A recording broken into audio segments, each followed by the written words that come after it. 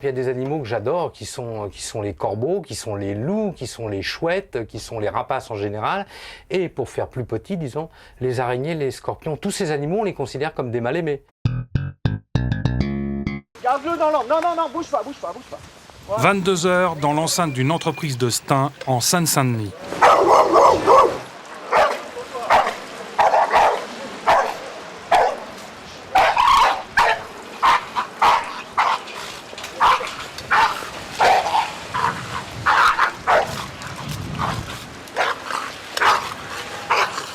Il faudra la caisse.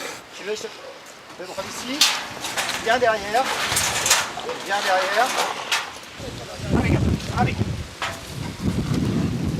Ah non, maintenant, c'est pas. Pense sur toi.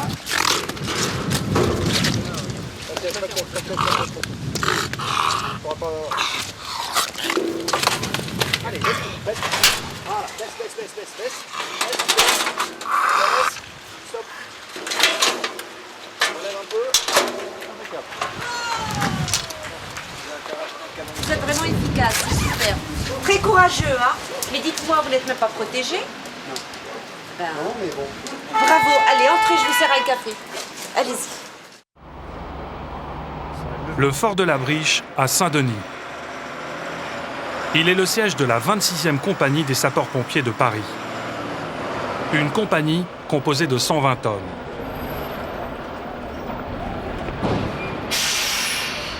Ici sont formés de futurs cadres sapeurs-pompiers. Ici, enfin, est installé un petit groupe de pompiers pas tout à fait comme les autres. En effet, Olivier Jandot et ses hommes forment ce que l'on appelle l'équipe cynotechnique. Cynotechnique, c'est la technique du chien. Le groupe cynotechnique, c'est 7 hommes. C'est un sous-officier cimetière du rang, un véhicule qui nous permet de nous déplacer sur toute la région parisienne, donc le département 75 plus les départements limitrophes 92, 93, 94. Et on a systématiquement entre 2 et 4 chiens qui sont, à partir du moment où on quitte le fort, qui sont en permanence dans le véhicule. Ouais, et on le laisse encore un petit peu dedans. Ça fait une semaine qu'il n'a pas mordu. Allez, voilà, c'est bien. Alors les 2 premières missions sont des missions avec chiens qui sont essentiellement la recherche de personnes ensevelies et la recherche de personnes égarées. La 3e et la 4e mission, c'est la capture d'animaux dangereux et l'assistance aux animaux en difficulté. En pourcentage, ça représente à peu près une dizaine de pourcents pour les 2 premières, donc tout ce qui est travail avec chien, et 90% pour le reste. Ce qu'on fait très souvent, c'est le chien. Ensuite, le chat, et après, tout ce qui est NAC.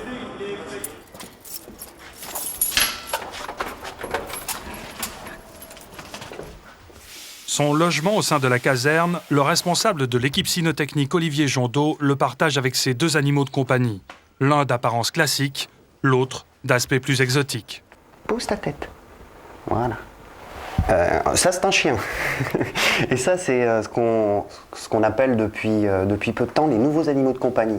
C'est un python royal, donc un serpent, qui se vend dans le commerce. Et c'est un serpent dont j'ai plus ou moins hérité. Le premier, le chien, est plus un outil de travail, un outil actif. Et c'est un enfant qui exprime ce qu'il a besoin d'exprimer. Et puis le deuxième, il vit au rythme des jours, il n'y a aucun problème. Et esthétiquement, moi je l'admire, je le manipule un petit peu. C'est 2 animaux de compagnie par excellence. On prend un petit peu les détenteurs de ces animaux pour des gens qui ont des lubies ou qui font ça, qui sont des gens un petit peu en dehors de la société, pas du tout. À partir du moment où on a cherché à savoir ce que valait l'animal, on a cherché à lire un petit peu, à le comprendre, on arrive à en faire ce que j'en fais maintenant, c'est-à-dire le manipuler, l'admirer, et lui, cet animal, ça lui pose aucun problème. Maintenant, il n'y a pas de relation d'amitié qui s'instaure entre lui et moi, puisque c'est un animal tout à fait impersonnel. Lui, il ne pense qu'à manger, à vivre dans son terrarium. Le sentiment d'amour, il est beaucoup moins important pour moi vis-à-vis d'un animal comme ça que d'un animal comme celui-ci. Il est là, sur celle-là. Sur un rempart du fort d'Ivry, un singe est repéré par des particuliers. Chouïa à gauche. Il s'agit d'un singe magot probablement abandonné par son propriétaire. Laissez-le, une minute dehors. Il va revenir à sa place.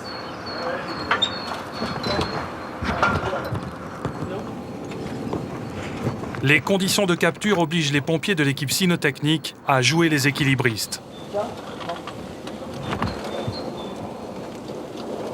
Non. Ah, bien.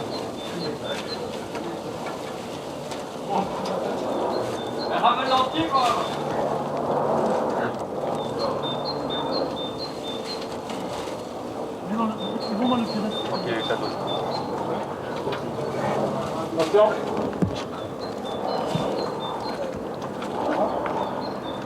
Descendez-moi un peu. Descendez-moi.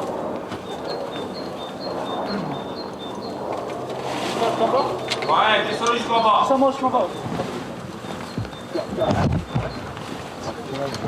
Endormi mais sain et sauf, le singe magot est récupéré, attendrissant le plus souvent ceux qui l'approchent. Pas mal. Pas mal, hein. Pas mal. Il est accroché au mur là, il n'est pas sur le lierre. J'ai vu passer, moi je tenais le mur, va rapport.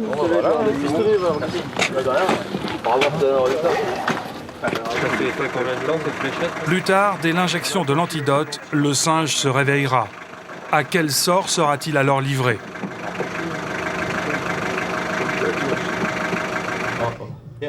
Le sort de cet autre singe magot, beaucoup plus jeune, ne semble pas poser de problème. Son propriétaire l'a acquis il y a quelques mois de cela pour la somme de 3000 francs. Provenant la plupart du temps du Maroc, les singes magots font depuis quelques années l'objet d'un véritable trafic.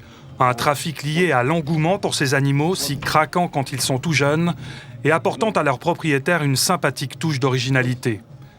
Mais un trafic lié aussi au combat de magots, auquel certains se livrent dans la clandestinité bien sûr. Celui-ci en revanche est entouré de tendresse et même d'amour, pourtant sa détention est en France totalement illégale. Soit je le prenais, ou alors il était dans le coffre, dans un coffre d'une voiture ou un truc comme ça. Donc moi ça m'a fait mal, et en plus de ça, j'en ai profité comme j'aimais bien les singes. Puis c'est un rêve de gosse. Et donc depuis ce temps-là, je l'ai pris, quoi, j'ai pas hésité. Maintenant je le considère comme quelqu'un de ma famille, tellement je l'aime. Je le change à peu près 2 fois par jour. On va dire 2 fois par jour. Donc c'est valable, quoi. Enfin c'est pas très cher. Sinon la nourriture, il mange comme nous. Je me prépare un plat de pâtes.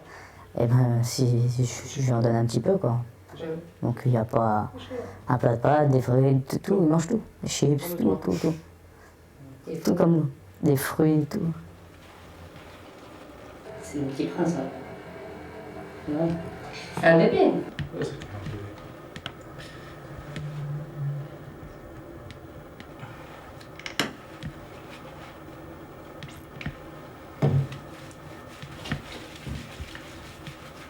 Un bon champagne, il aime bien.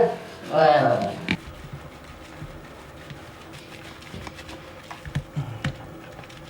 Opération à la mais sinon, en général, il aime bien ça. Il aime bien ça. Je suis obligé de lui remettre un petit peu sur les ailes, parce que voilà. Allez. Allez, bébé. Voilà, bien. Pose. Allez, viens. C'est un petit pingouin. Il est dans sa cage. Et quand il est plus dans sa cage, il est dans une plus grande cage, ma maison. Mais sinon, il est jamais dehors. Je peux pas me permettre de prendre un risque. Même si je le ferai, quoi. Je le sortirai en cachette. De temps en temps, je le sortirai. Mais voilà, quoi, avec de l'appréhension, et c'est dommage. Parce que j'ai peur de me faire attraper. J'ai peur qu'on m'en sépare déjà, d'une part. Après, il y a les risques, il y a des amendes, il y a des emprisonnements. À chaque fois, quand les gendarmes passent devant chez moi, tout ça, je me demande si quelqu'un l'a prévenu, enfin a prévenu la police ou quoi que ce soit, ça fait peur. Mais maintenant, je l'ai pris, je l'ai acheté, je l'ai pris parce que je l'aimais, je l'aime encore. Et puis voilà. Allez, tourne. Tourne. C'est dommage que les gens prennent ces singes-là pour faire des combats, pour faire tout ça, parce que c'est vraiment quelque chose, quand tu s'attaches à toi, on pourrait même dire que c'est un enfant, quoi. Un enfant, et puis Regardez, il bouge pas, et là, il dort avec moi, il est calme. Il réagit vraiment comme un gosse. Je suis sûr qu'il y a d'autres personnes qui sont comme moi, qui s'en occupent bien. Il y a d'autres personnes qui ont rêvé d'avoir des singes,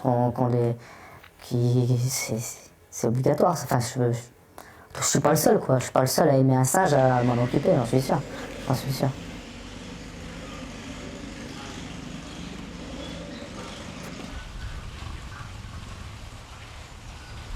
Nous sommes au refuge de l'Arche à Château-Gontier. Christian Huchedé a créé ce lieu et le dirige depuis 1974. Viens, Coco. Viens. Bonjour, Coco. Viens. Viens.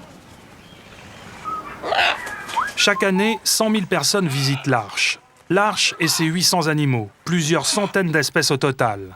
Des perroquets aux félins, des autruches aux singes. Chacun de ces animaux possède une histoire personnelle. Quasiment tous proviennent de chez les particuliers. Les plus recueillis ces dernières années, ceux qui sont le plus souvent abandonnés par leurs propriétaires, ce sont les singes magots. Là, ce sont des singes patasses, des magots. Les bébés magots, quand ils deviennent adultes, ils sont comme ça. Hein. Ça, c'est un mâle adulte.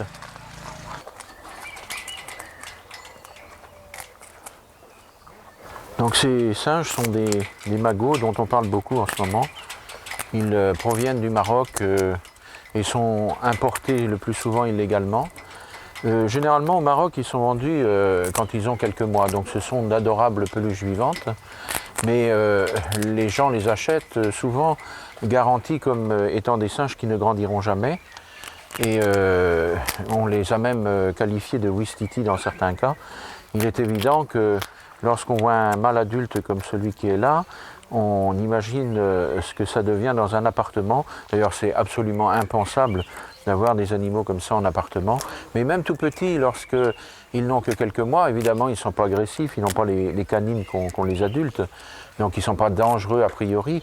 Seulement, même bébés, ils grimpent au rideau, ils ouvrent les placards, ils font leurs besoins là où ils se trouvent. Et très vite, ça devient l'enfer pour les propriétaires. Et à ce moment-là, eh bien, encore, on essaie de trouver un lieu d'accueil. Alors pendant plusieurs années, nous avons accueilli ces singes, mais aujourd'hui, eh bien, nos installations sont saturées. En plus, on ne peut pas les faire cohabiter tous. Et donc, si on voulait maintenant accueillir des jeunes magots et les mettre en présence des autres, ils risqueraient de se faire tuer. C'est la raison pour laquelle on les refuse depuis le mois de mai, mais depuis le mois de mai, donc une dizaine de mois, on a refusé à peu près une centaine de magots qui ont été trouvés dans la nature en France, qui étaient chez des particuliers qui souhaitaient s'en défaire ou alors qui avaient fait l'objet de poursuites par l'administration. L'École nationale vétérinaire de Maisons-Alfort. C'est ici que le lieutenant-colonel Grandjean, vétérinaire, apporte à ses hommes de l'équipe cynotechnique les connaissances théoriques indispensables à la pratique de leur métier. Troisième risque potentiel, la notion de risque perçu qui peut induire en fait de la part des gens qui sont autour de l'animal au contact ou qui le voient simplement. Il y a tout un tas de situations qui ne sont pas dans les livres, qui ne sont pas recensées et face auxquelles il faut s'adapter. La meilleure façon de s'adapter, c'est que les hommes aient une bonne perception du risque, déjà qu'ils en soient conscients, parce que le risque existe avec tout animal, que deuxièmement, ils aient un comportement qui s'adapte à cet animal, donc il faut qu'ils en voient, il faut qu'ils en touchent, il faut qu'ils en côtoient, et puis troisièmement, qu'on soit aussi conscient des risques qui ne sont pas des risques directs traumatiques, qui sont des risques de transmission possible de maladies, parce qu'un certain nombre d'animaux sont vecteurs, comme on dit, d'affections qui peuvent être mortelles pour l'homme. Combien de fois celui-là que t'as vu ? En spécialiste réputé, Karim Daou, qui fait commerce d'animaux exotiques, complète par la pratique la formation de l'équipe cynotechnique acquise à Maisons-Alfort. En fait, on vient chercher des informations qui nous permettent d'acquérir une connaissance sur déjà les différents types d'animaux qui peuvent être vendus dans le commerce, donc les types d'animaux qu'on va pouvoir récupérer dans les appartements. Et puis, pour nous, ça nous permet de manipuler, d'avoir de l'expérience, de discuter avec des gens qui manipulent tous les jours et d'éviter les risques, de minimiser en fait les risques qu'on va prendre sur intervention. Au programme du jour, un python réticulé. Il faut éviter de rester groupé de façon à ce que l'animal ne prenne pas de point d'appui. Et là, on en fait un petit peu ce qu'on en veut. Est-ce qu'on attaque par la tête et on... C'est moi qui attaque la tête. Oui, Est-ce que tu attaques par la tête, on remonte jusqu'à la queue ou on fait la tête, la queue et après le reste? Non, non, la tête, je tire et un gars tous les mètres. Ok, pas de problème. Voilà. Allez, 1, 2, 3, 4. Hop. Deux bébiches. Troisième. Alors, attendez, déjà que je saisisse la tête, je tire dessus. Parce que là, il est en position no good. Il y a un deuxième serpent en dessous. C'est le même que celui là-haut. Vous en préoccupez pas. Il n'embêtera personne. Ok, on y va? Parti.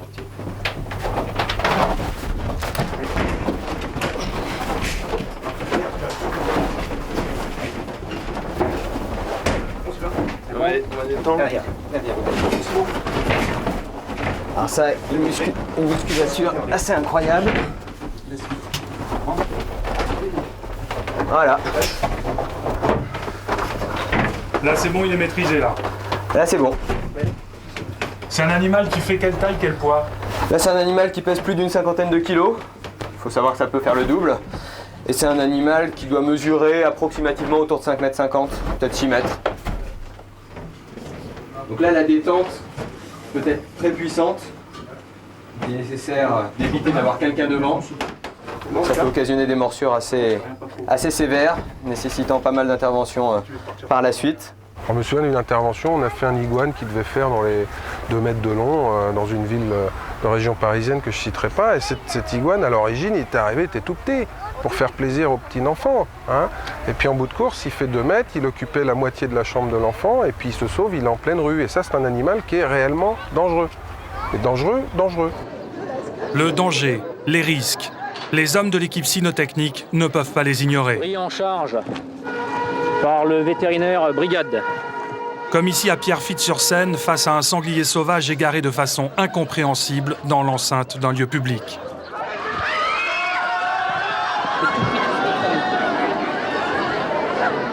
Regarde comme il charge. Mais même moi, vétérinaire, et je pense en avoir vu quand même pas mal dans ma vie professionnelle, j'ai des cas de figure où j'ai des appréhensions. Alors c'est pas forcément d'ailleurs toujours avec des animaux exotiques.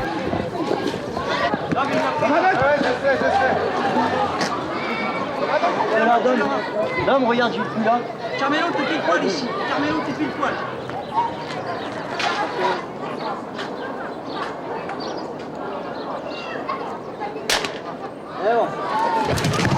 C'est bon, Carmelo, c'est bon.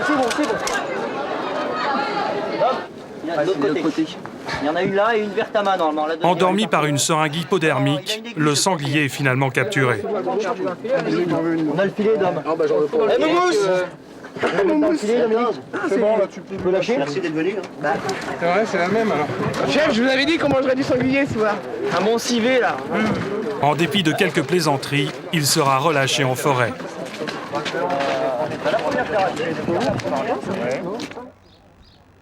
Dans ce paisible pavillon du Val-de-Marne, vivent au sous-sol une centaine de mygales, autant de scorpions sans compter quelques lézards, 1000 pattes géants et autres blattes.